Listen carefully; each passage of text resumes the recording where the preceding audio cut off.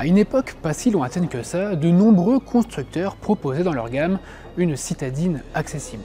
Mais depuis qu'ils ont décidé de créer de la valeur, d'augmenter leur marge, en d'autres termes, eh bien la plupart ont décidé d'envoyer ces petites autos à la retraite. Alors, en réalité, il en reste encore quelques-unes sur le marché, comme cette Toyota Aygo X, la seule survivante du célèbre trio Peugeot 108, Citroën C1 et donc Toyota Aygo.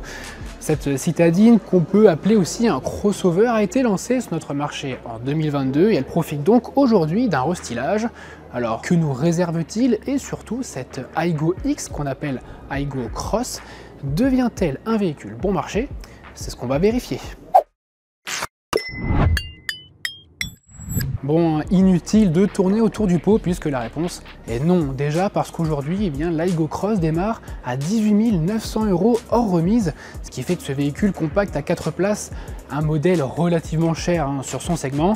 Et cette version restylée devrait voir son prix augmenter et même dépasser les 20 000 € puisqu'elle s'équipe désormais de la motorisation hybride de sa sœur Yaris, excite donc le petit bloc 1 litre, place désormais au 1,5 litre hybride de 116 chevaux, une motorisation très fiable et agréable, certes. Je vous invite d'ailleurs à visionner notre vidéo occasion et à découvrir la fiche occasion détaillée de la Yaris dans cette version hybride. Et cette Aygo Cross devient donc la première citadine hybride du segment A, en attendant évidemment l'arrivée de la Fiat 500 hybride, mais qui sera elle quand même bien plus chère.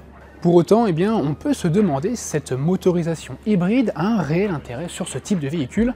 On a posé la question à Toyota qui nous répond que oui, logiquement, parce que les agréments de conduite seront meilleurs sur cette Aygo Cross en version hybride, grâce notamment à un surplus de puissance, à une motorisation silencieuse et à un confort de conduite non négligeable.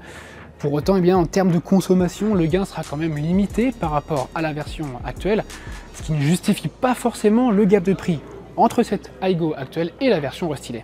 On note aussi l'arrivée d'un nouveau capot, d'une nouvelle calandre et puis, comme vous pouvez le voir, d'une finition GR Sport. C'est la première fois que l'Aygo Cross profite de cette finition. Elle se démarque par ce coloris biton moutarde exclusif. Pour le reste, c'est du pareil au même. Toutes les pièces qui composent cette Aygo Cross sont reprises à la phase 1. Tout ça évidemment pour répondre à une question de coût de production.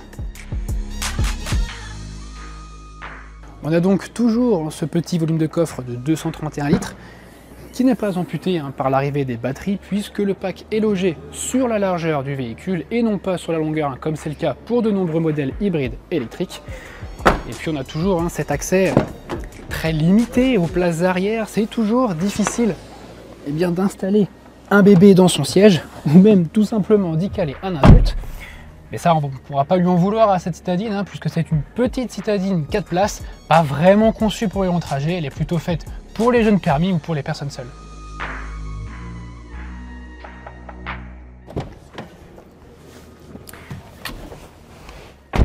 À l'avant, pas de surprise non plus, on n'est pas dépaysé à l'intérieur de cette Aygo Cross restylée.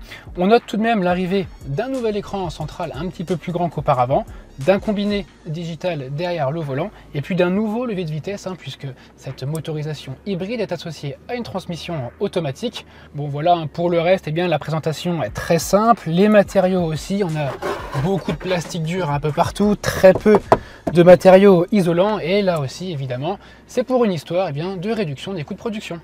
En tout cas, une chose est sûre, si cette Aygo Cross se veut plus plaisante à conduire, elle n'est toujours pas un véhicule bon marché. Pire encore, elle aura fort à faire dans les années à venir face à une concurrence qui renaît petit à petit sur ce segment. On peut déjà citer la Kia Picanto, déjà proposée au catalogue, et puis dans un genre 100% électrique, la Dacia Spring, le Hyundai Inster et surtout la Renault Twingo et la version de série de la Volkswagen ID.1 qui seront 100% électriques et surtout proposées, si les constructeurs tiennent leurs promesses, à un tarif placé sous la barre des 20 000 €.